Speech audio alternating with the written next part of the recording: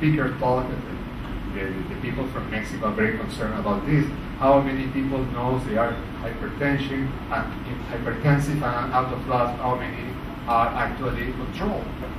Well, in the Excel, 75% of the people that were hypertensive knew about the condition in 2008. That is very important.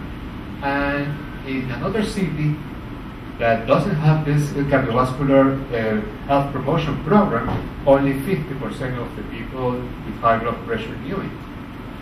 Now, out of those that knew they have high blood pressure, how many had any treatment prescribed?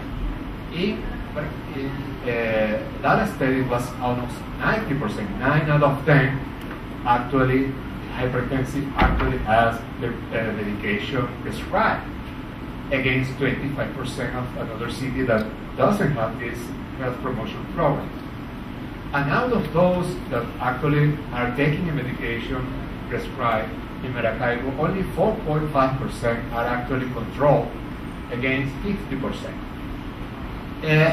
Again, we know we have a lot of good medications, very accessible because they are very cheap, or they are provided by the state, so in some cases, and still we cannot control, not even a fraction, an important fraction of the people.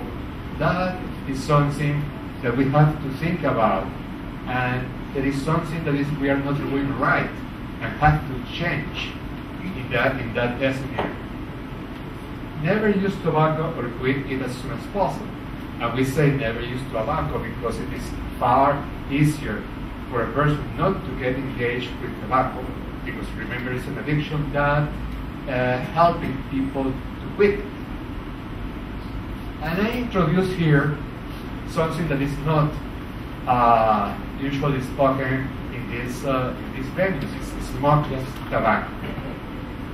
Back in 1999, when we started with this global youth tobacco survey, we were one of the few of the 6 countries in the world that start this global youth tobacco survey. This is a surveillance system that has grown right now to a very comprehensive surveillance system. It was the first global surveillance system for known risk factors of chronic disease. And at that time, when we were talking in the schools about the use of smokeless tobacco, this is called chimo, it's a paste made out of tobacco leaf. The people in the schools, I mean the teachers, say, chimo? No, this is a traditional thing. They are used in the rural areas, not in the city. They didn't recognize that. And I said, well, look at down with your eyes and look at the floors, and you will see the chimo leftovers all over the schools. How you are not recognizing the using? Well, anyway, it was very difficult at that time. Oh, chimo. Chimo is a tobacco paste. It's a smooth tobacco paste. It's like a toothpaste but made of tobacco. I think I have a slide later on. And that was included in the global youth tobacco survey because we insist. Well, no, you put it in your mouth. Like the coca leaf, but you put it there, you leave it there. Okay, it is very convenient. So you see, this is the prevalence of use. In some states, this is a lot of states, and we have been doing that as a surveillance system in 3 different years. And you see that the prevalence from 2000 increased actually in 2004 and became higher. 50% of the students are actually using chimo, but very few are smoking. And it's a very interesting thing because we have a program called cigarette-free schools. But in the schools, the kids are not smoking; they're using chimo because it's cheaper, it's tastier, and you don't produce any smoke. That is the relevance of this, the non-recognition of something that came from a surveillance system information to build up into our programs. Well, anyways, this is just introduce this issue that is very important for us in Latin America. Well, looks like we are not doing too well. In some areas we are doing a little bit well, in some others not too well. Looks like we are comparing with some countries like Mexico, etc. The data for surveillance is sometimes splashing us. I mean, it's like a boomerang. It takes us to the reality.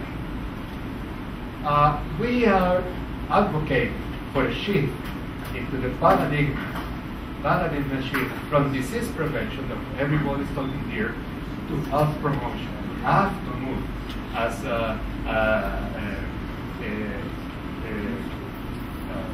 professor from Cuba were telling, we have to move to another paradigm to make the burden of the disease, chronic disease, less, and it's health promotion. And we need for actors to support public health initiatives.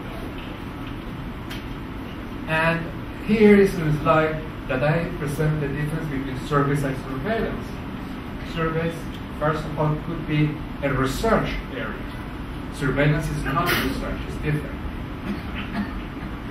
Show relationship between factors, surveys, one point in time, because you get the money and you go and do something in the population, is points and results point to the things where you're looking into the past.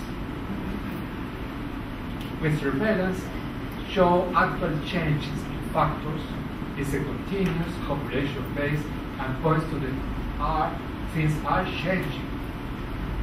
And this is a theoretical model in which you have to evaluate your needs, data collection, analysis, interpretation, useful products, use of products that generate knowledge. And I agree with the people from Cuba, we need this process to generate, this is the pathway of knowledge. Well, here is the situation we see in America. In America, in many countries, there is policy, program, and service that try to interact with the population to improve the health of the population. This is the model in which this color means the room, there is a room for improve, but there is no relationship between, there is no surveillance system. Here we have a set of indicators that have to deal with some of this, but there is not access. There is a secretive access. The surveillance system results cannot be published because it's state secret. Here we have a surveillance system, we have products, but the useful product, the dissemination exists, but the people in the policy, program, and service cannot interpret because they don't have the capacity to do that or because they don't want that. And finally, this is a much better deal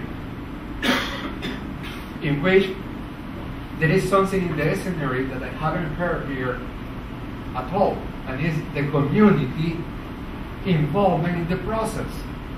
How can we do health promotion? How can we do surveillance if we are not involved in the community? It's nonsense. For that reason, I put the community here that interact with policymakers, program and service to increase try to affect the health of the population. This three ways thing, because I couldn't find something like a round, have to interact. It's an interaction that is not taking place in many countries. And I agree with the people, I think it was you that mentioned that we need a political will.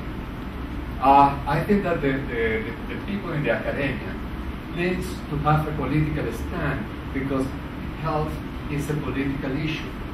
Pekka Puska already told us that in Finland, health has a political implications. And community empowerment that nobody's talking about. We are always talking about how to intervene in the population. And I hate that word, actually. I don't like the word intervene because it's like, I know what you need, and I'm going to tell you what to do. It's the opposite of community empowerment that we are advocating. Well, we should, the communities, we have I have to finish. A life-spanning quality of life with a meaningful surveillance system. I just want to mention this independence that someone from Brazil mentioned. Surveillance system needs independence. And we are not in most of our country. Yeah. Well, thank you very much. I cannot talk about this. Thank you for the